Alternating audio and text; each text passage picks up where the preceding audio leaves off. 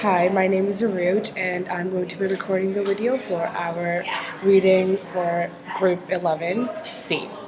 So, in the chapter The Path to God, Shepard tells us about Sufism, which is seeking an intimate knowledge of God and stresses love.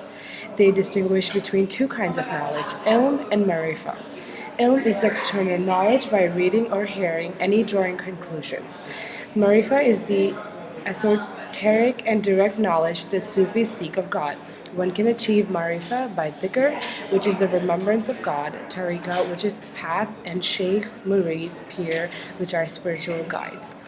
Tariqa, the path, refers to both the Sufi disciplines and to the large-scale groups often called orders in English. Tariqa is a way to achieve marifa. The relationship between master and disciple, which are the sheikh and murid, is central to the structure of Sufism. One must have a spiritual guide, which are sheikh, pir, murshid, to travel the path of Sufism. The sheikh should be able to discern the spiritual state of the murid so as to be able to advise him properly and rightfully. The final goal is often called fana, is described in diverse and often unconventional ways. Fana, which is passing away or annihilation. Fana fi Allah, passing away in God, which means the Sufi loses consciousness of him or herself and is conscious only of God. Both in this and in many of its practices, Sufism often seems to violate Sharia law standards, but Sufis find ways to reconcile these. The Sufi movement had its roots among the independent scholars and other pious people of the late Umayyad period. Some of these engaged in extreme asceticism, denying themselves the glory of this world. Poetry is a major form of Sufi expression.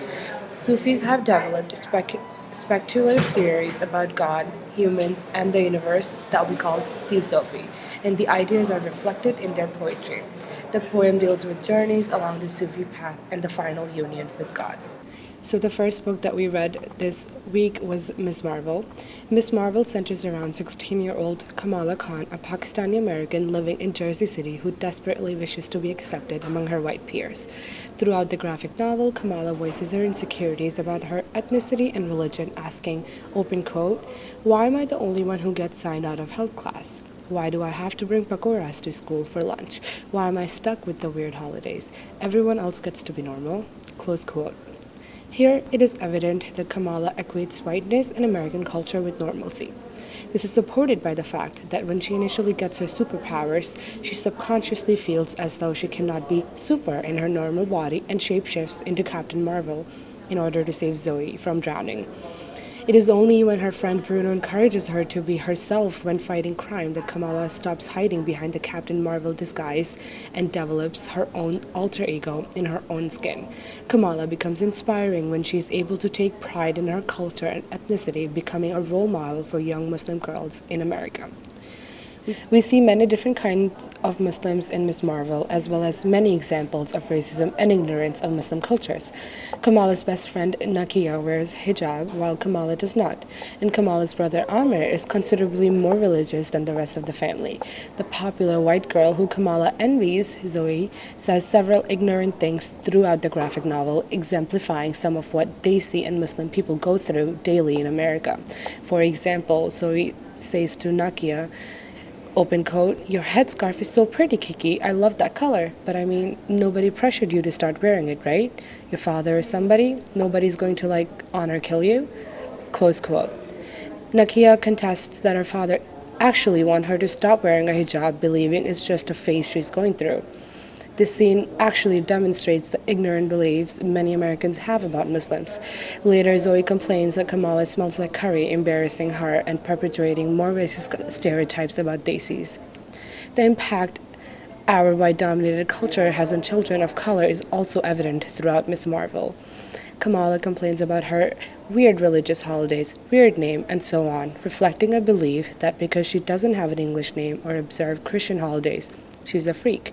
Kamala's introduction to the Marvel Universe as a superhero provides important representation for Muslim and Desi girls in America. Kamala struggles with many of the same doubts that real girls face, but is ultimately able to embrace her identity, suggesting that others can do the same. Furthermore, the portrayal of a superhero who happens to be a Pakistani American Muslim creates a positive depiction of people like Kamala within our culture, of which we need many more in order to unlearn the Islamophobia perpetrated in the other media. Another Muslim American superhero to whom we were introduced by this week's reading is Simon Bass, who receives the Green Lantern ring in the Green Lantern Rise of the Third Army. This was after the Guardians decided to become equal with the cosmos, and they ended up creating a mechanical manhunters as their own agents. The Rise of the Third Army talks about the newly created army that moved on Earth, where its main purpose was to attack a truck and assimilate the pair of humans. While Baz's presence is somewhat secondary to other subplots, the representation of a Lebanese American who joins the rank of the Green Lantern is still important on many levels. Firstly, the portrayal of Middle Eastern Americans in any constructive way counters the negative depiction in other media and provides Middle Eastern children in America with a positive role model. Secondly, Green Lantern rings are acquired by people who are supposed to embody that for which the Green Lantern stands: courage to preserve justice. While Simon Bass falls into the backdrop of the novel at times, it is clear that he is a selfless, honest person who wants to protect his family and clear his name because he was accused of being a terrorist by the FBI. Overall, Bass's presence in the graphic novel is an important introduction that encourages readers to root for a Muslim protagonist. Aaron and Ahmed, a love story by Jake Cantor, is the second book that we read. It centers around the eponymous characters who grapple with homophobia, ignorance, and psychological warfare. Aaron Goodman was a psychiatrist at a VA hospital in New York City when his fiancée was killed in 9/11 attack on the World Trade Center. Consumed with the need to get revenge for what was done to him and his fiancée, Aaron decides to become an interrogator in Guantanamo Bay.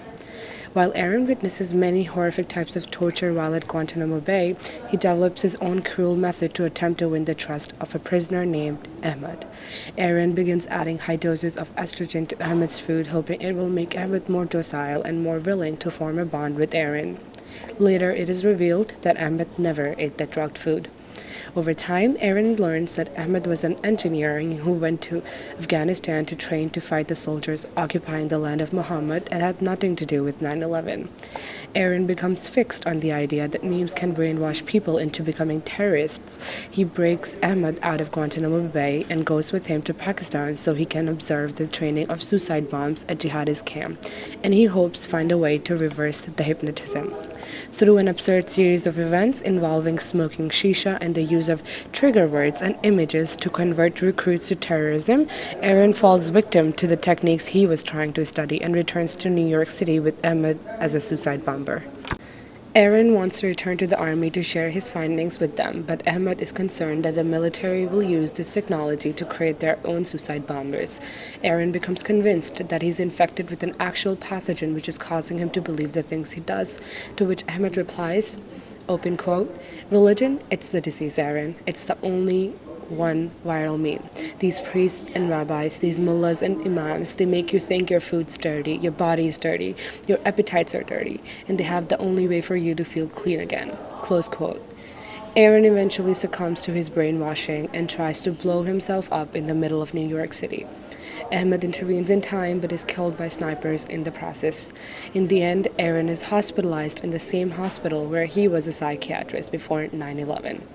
While Cantor is effective at impressing upon the reader that terrorists are often influenced by outside forces and convinced to do things they wouldn't ordinarily do by these powerful agents, he fails to fully consider what would make a person more susceptible to such efforts. While the idea that anyone can become a terrorist if the circumstances are right is certainly chilling, Cantor's explanation seems implausible. Furthermore, his depiction of the Pakistani terror cell is disturbingly exotifying, and the clinical detachment with which Cantor describes the terrors he brings to life does little to encourage empathy for Islamic radicals in Western audiences.